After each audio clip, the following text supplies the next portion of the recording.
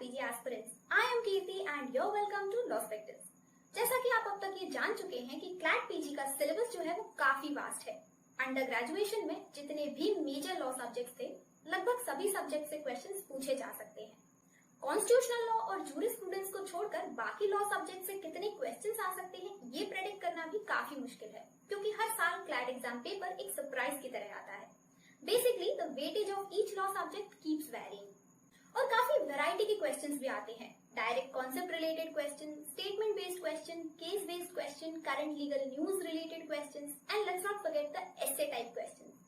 Basically CLAT PG exam का जो horizon है वो काफी बड़ा है due to diversity of law subjects and subsequent cases.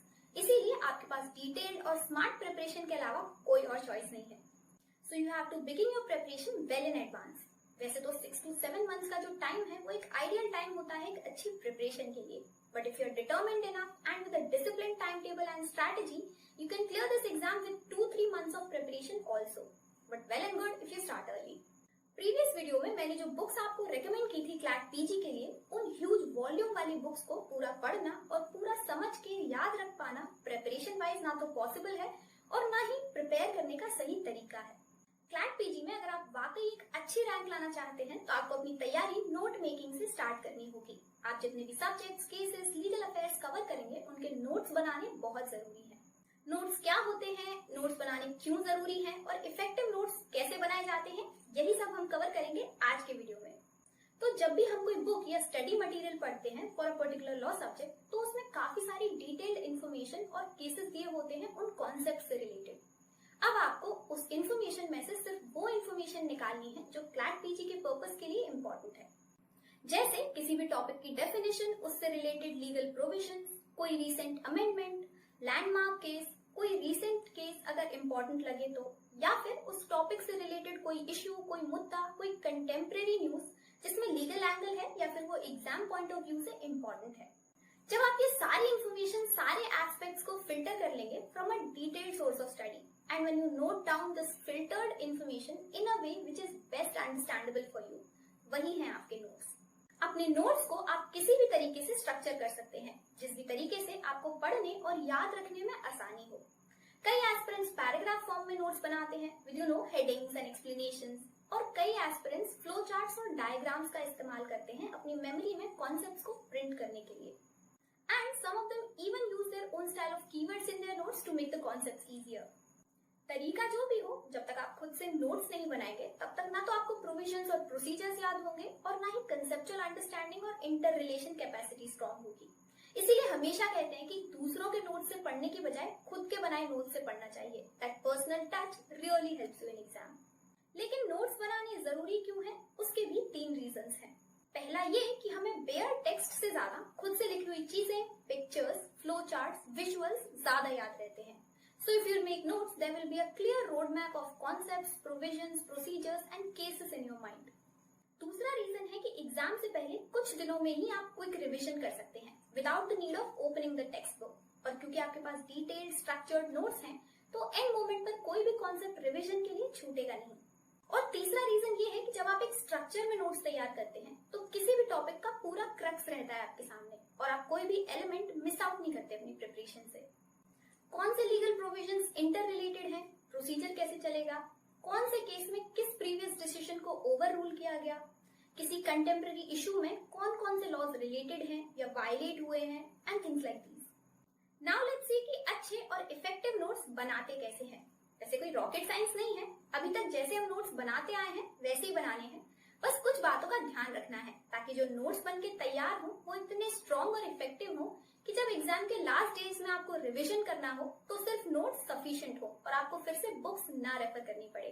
Some strategies here and there and you are good to गो।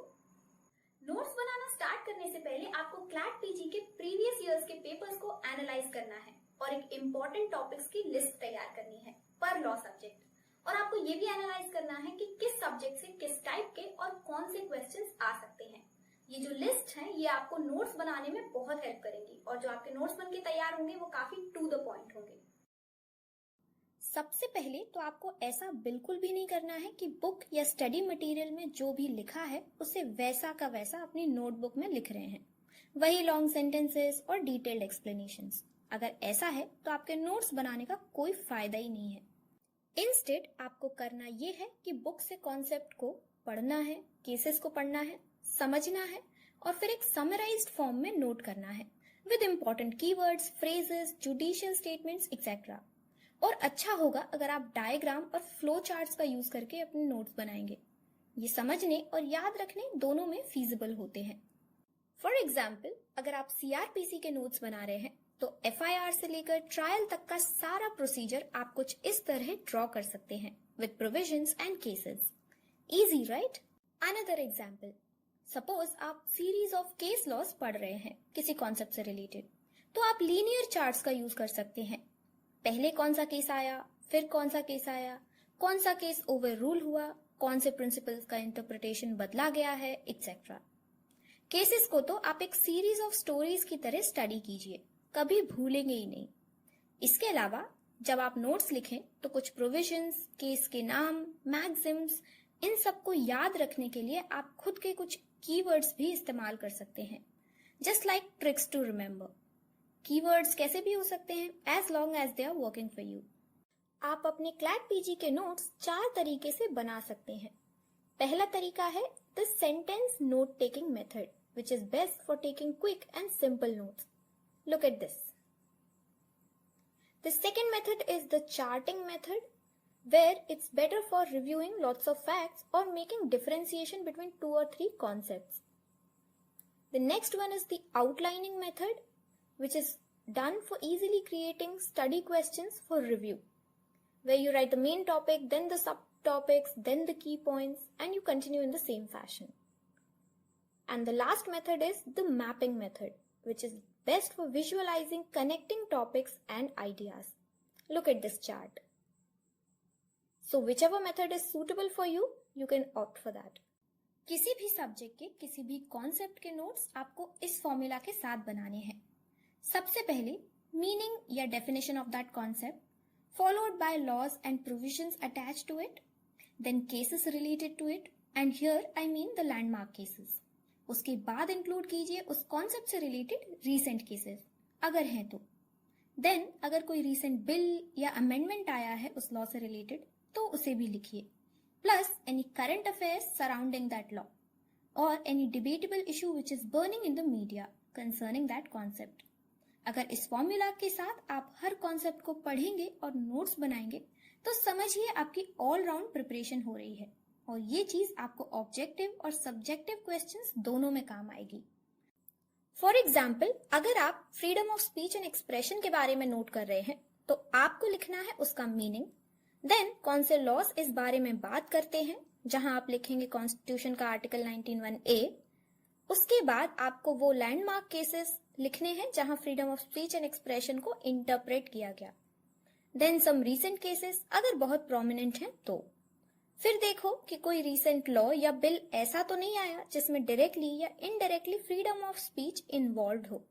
जैसे अभी न्यू आईटी रूल्स आए हैं जिन्हें अगर फॉलो नहीं किया गया तो ये जितने भी सोशल मीडिया एप्स हैं वो बैन हो जाएंगे इंडिया में, सो directly related to 19(1)(a।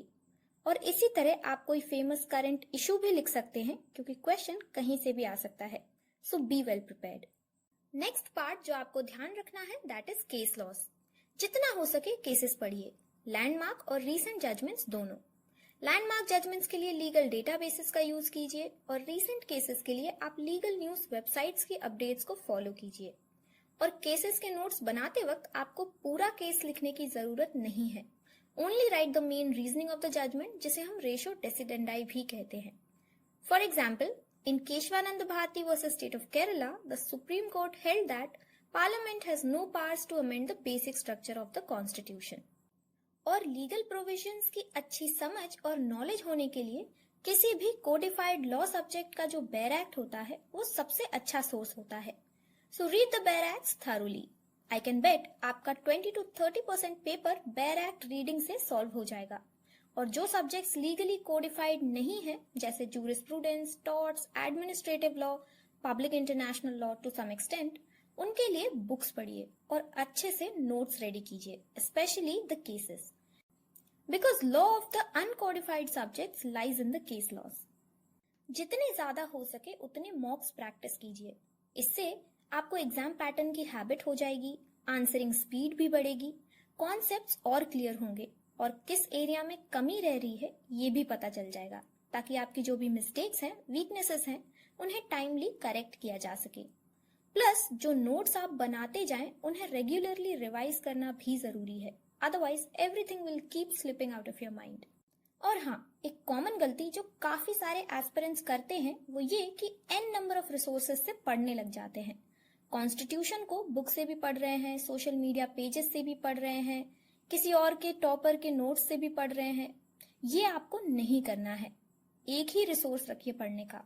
Cases को भी सिंगल रिसोर्स से ही पढ़िए। सेम चीज के लिए मल्टीपल रिसोर्सेस अगर आप रेफर करेंगे तो कंफ्यूज हो जाएंगे, because everywhere the presentation is different और इससे आपका फोकस भी लूज होगा। So better to stick to one resource and make your own notes. Notes में जो भी मेन कॉन्सेप्ट्स और केसेस हैं उन्हें आप हाईलाइट भी कर सकते हैं फॉर इजी इंडिकेशन। इस वीडियो में बस इतना ही। आई एम प्रीटी श्योर कि अगर आप ये एग्जाम स्ट्रैटेजी और नोट मेकिंग स्ट्रैटेजी फॉलो करते हैं तो एक डिसेंट स्कोर जरूर कर पाएंगे। All the very best for the exam. बाकी वीडियो अगर हेल्पफुल रहा हो तो लाइक कीजिएगा और इसी तरह के और भी लॉ रिलेटेड वीडियोस देखते रहने के लिए चैनल को सब्सक्राइब कीजिए और बेल आइकन प्रेस करना मत भूलिएगा so that you receive regular notifications of our upcoming videos. आप अपने रिव्यूज मुझे कमेंट सेक्शन में बता सकते हैं और अगर आप किसी स्पेसिफिक टॉपिक पर चाहते हैं कि मैं वीडियो बनाऊं तो वो भी आप टॉपिक कमेंट सेक्शन में लिख सकते हैं। I will try to make a video on it. Thank you for watching.